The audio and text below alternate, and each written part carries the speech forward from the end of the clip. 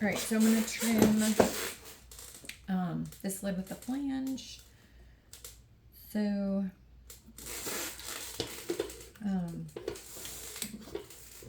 just want to make sure that it's centered, because if it's not centered, then my knob will not be centered.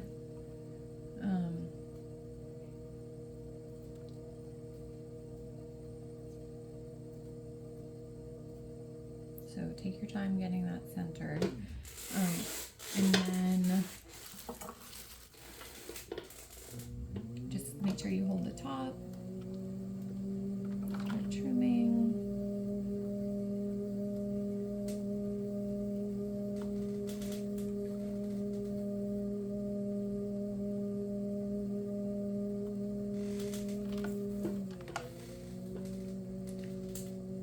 Looks like I'm quite centered, so I'm gonna fix it. Also might be my lid is a little bit off because I wasn't careful when I was taking them off. You can also use the bottom of your jar to trim if you want it up a little higher, but sometimes that just introduces, like I have a flat spot here, so sometimes if I trim using my lid bottom, it just like introduces another issue because it's like I'm trimming on a chuck. But if you like to trim that way, you can. Okay. All right, so I'm just gonna do this kind of fast, so hopefully we stay attached. So I'm gonna trim this flat first, just not too much off because I want to save as much as I can for my knob. And then I'm gonna start to cut down right here, because I know I have a lot of weight. I'm keeping it a little thicker than normal just because I can rest my fingers on it.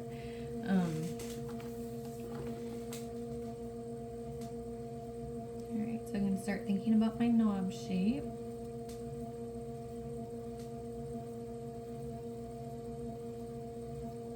When you're trimming lids like this, you just want to periodically check in to make sure you're not getting too thin,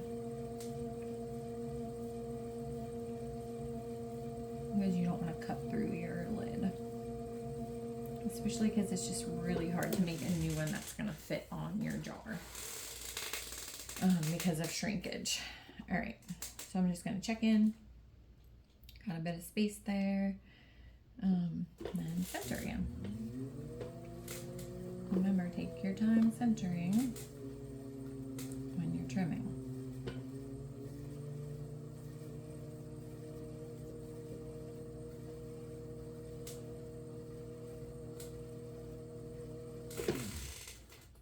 Push on top, hold your knob, and then start your trimming. So I know I had a lot of thickness here, so I can keep going down.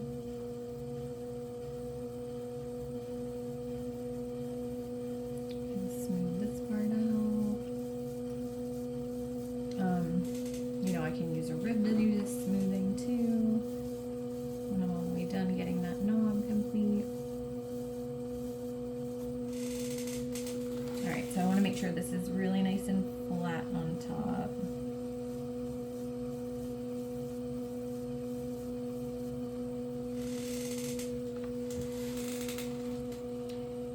Also thinking about that undercut, so I'm going to do a little undercut, make sure I can grab onto it.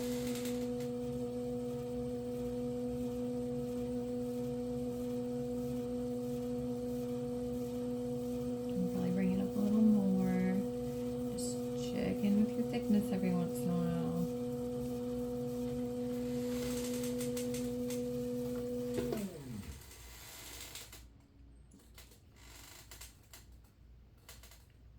Still pretty thick.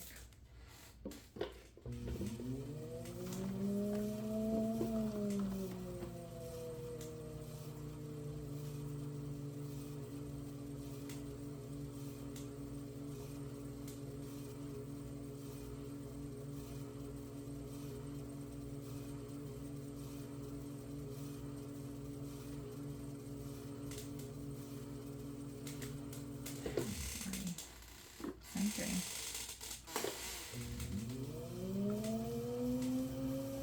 I'm going to go down a little more so it's still a little bit thick there, makes it pop up a little bit more. And then keep going down. I think that's, I'm not going to go too much further because it feels like it's getting a little thin. But there we go. You can refine this. Like if you don't want it so hard on this edge, you can round it a little bit. Just remember, I want to be able to pick up my lid when it gets really slippery from my glaze. So that might be something you think about. You can add a little swirl on top. You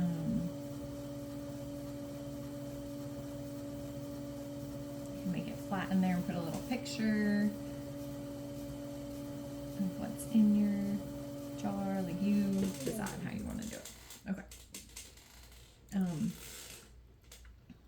The next one I'm going to do is the cap lid. So with the cap lid, I can also trim a knob if I left enough space, or I can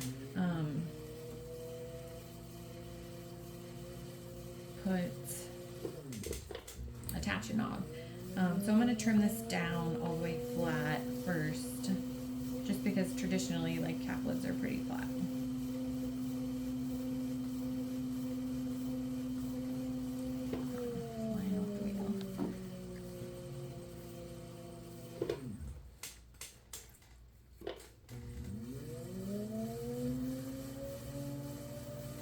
So I want to think about following the thickness of my whole lid, just kind of like I'm cutting or trimming a bowl.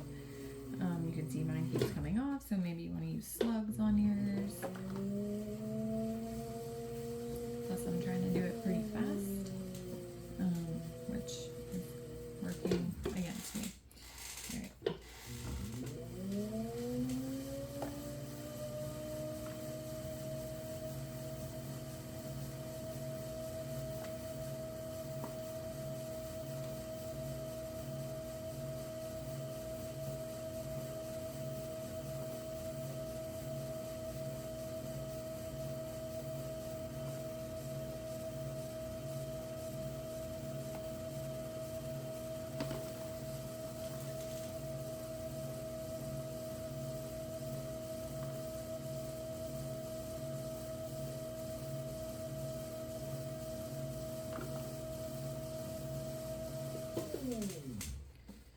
Okay, so I'm still gonna keep going because I have a little bit more weight there, but I mean, you can really stop whenever you want.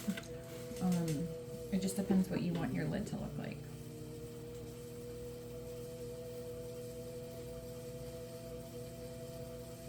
Okay. So I'm gonna go down a little further because I want it to be pretty even. Just for drying purposes, like I don't want the top to be really, really thick because it might get a little crack because it just dries uneven when it's too thick at the top.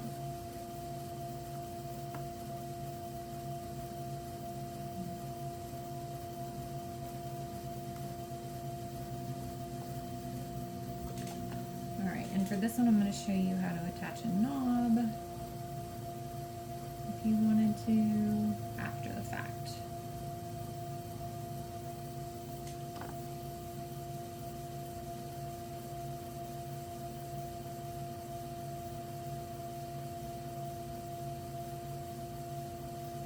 All right. So if I want to attach a knob, I want to make my ball of clay pretty round. So it's not hard to center on the top of here. And then I can do a little bit of water, a little bit of scoring on both parts. And then I'm gonna give some pressure and try to get it nice and centered, maybe even do like a little skirt potentially. And then I want to add just a little bit of water.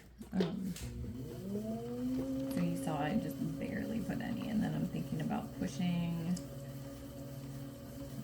attaching that skirt into my piece,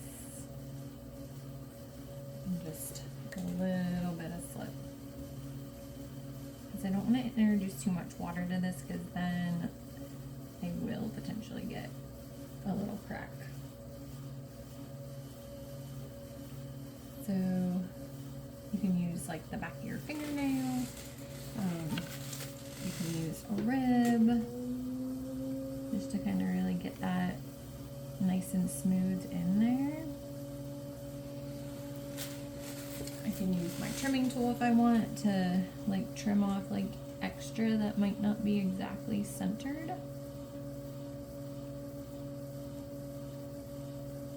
Alright, and then I can either sculpt it with my hands in the wheel, or I can use my trimming tool and trim it. Because it's not really like that soft.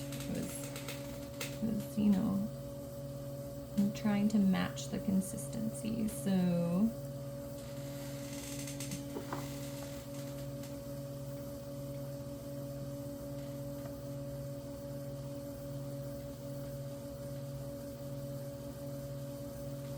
now I can come in here with maybe my littler trimming tool and carve away like that.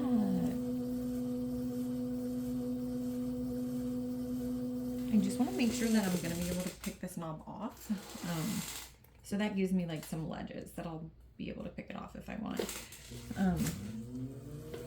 You know, I can add a little bit more water and smooth those edges out if I need to. I can make it come to like more of a point, or you can have it be more rounded. You know, you choose, but that's how you do the attachment. All right, and then I want to make sure this dries really slow because I just attached a big chunk of clay to the top. All right. Let me see. The last one, I guess we already saw this one, so I won't do it, but I would use my base as my chuck. Turn my knob upside down in my piece. Make sure everything's centered. If I need to, I can put some slugs right here to hold it still. But I just want to make sure everything's really nice and centered before I go to trim. And then holding it still at the top. And then just, you know, making this nice and flat. Let's see. So maybe if you need to, you can put some little holders there.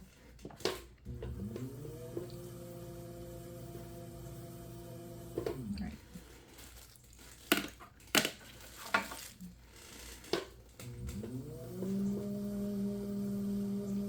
And it looks like I need to put some holders on my base because it slips sliding around. But anyway, I would just continue to trim. See how my base is sliding. I would continue to trim this until it's how I want it. So put some on my base.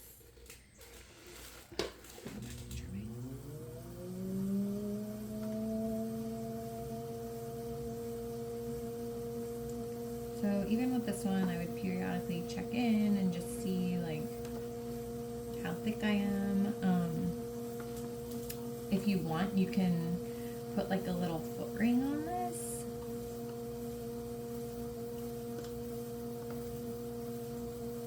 And then I could glaze everything but that foot ring.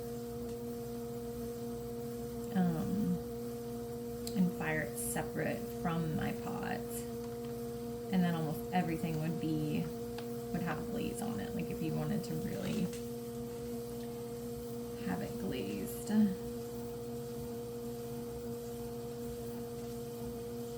So just a thought. So just kind of think through all that stuff.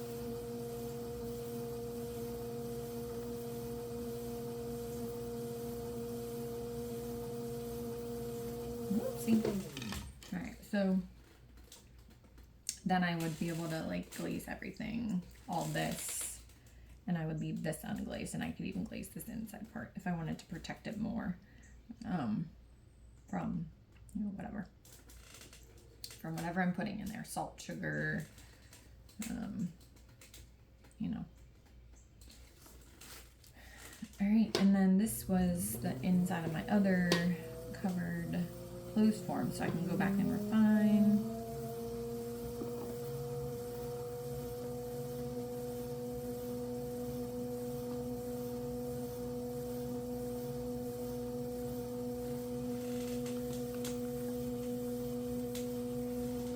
Clean up this edge right here.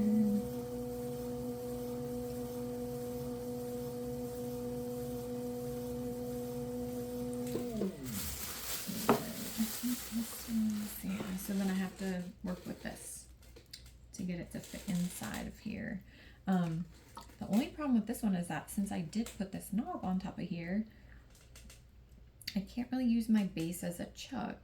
So I'm gonna have to find another one of my pieces that is taller, or just a regular chuck, to use as a chuck to kind of get this to go back and forth and fit inside of here.